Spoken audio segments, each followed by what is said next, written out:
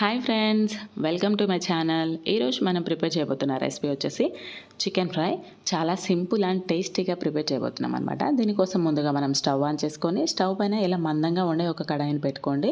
అందులో ఒక 2 టేబుల్ స్పూన్ల ఆయిల్ అండ్ 1 టేబుల్ స్పూన్ నెయ్యి యాడ్ చేసి ఇది కొంచెం హీట్ అయిన తర్వాత ఇందులో ఇక్కడ చూపిస్తున్న హోల్ స్పైసెస్ అన్నీ యాడ్ చేసి మంచిగా ఫ్రై చేయండి. మనకి చికెన్ ఫ్రైలో జీడిపప్పు పలుకులు అక్కడక్కడ తగులుతూ ఉంటే చాలా టేస్టీగా ఉంటుంది కాబట్టి నేను ఒక గుప్పడి యాడ్ చేసుకుంటున్నాను. వీటిని కూడా ఇలా గోల్డెన్ బ్రౌన్ కలర్ వచ్చే వరకు ఫ్రై చేయండి. మనం ఇక్కడ 1 కేజీ చికెన్ ప్రిపేర్ చేస్తున్నాం కాబట్టి 2 పెద్ద ఆనియన్స్ తీసుకొని ఇలా సన్నగా పొడవుగా కట్ చేసి వేసుకోండి. అండ్ ఆనియన్స్ మనకి త్వరగా ఫ్రై అవ్వాలంటే కొంచెం సాల్ట్ యాడ్ చేసుకుంటే త్వరగా ఫ్రై అయిపోతాయి అన్నమాట. ఆనియన్స్ని కూడా మనం గోల్డెన్ బ్రౌన్ కలర్ వచ్చే వరకు ఫ్రై చేసుకోవాలి. ఆ తర్వాత ఇందులో ఒక 2 టేబుల్ స్పూన్ల అల్లం వెల్లుల్లి పేస్ట్, అది ఫ్రెష్గా నూరుకున్నది అయితే చాలా బాగుంటుంది. అల్లం వెల్లుల్లి పేస్ట్ యాడ్ చేసుకొని అది కూడా పచ్చివాసన పోయేంత వరకు ఫ్రై చేసుకోండి. ఆ తర్వాత ఇందులో కొంచెం పసుపు అండ్ అలాగే పుదీనా, కొత్తిమీర కూడా యాడ్ చేసుకుంటే మనం ఇప్పుడు చికెన్ యాడ్ చేసాం కదా, ఆ చికెన్కి ఈ పుదీనా కొత్తిమీర ఫ్లేవర్ కూడా మంచిగా పడతాయి అన్నమాట.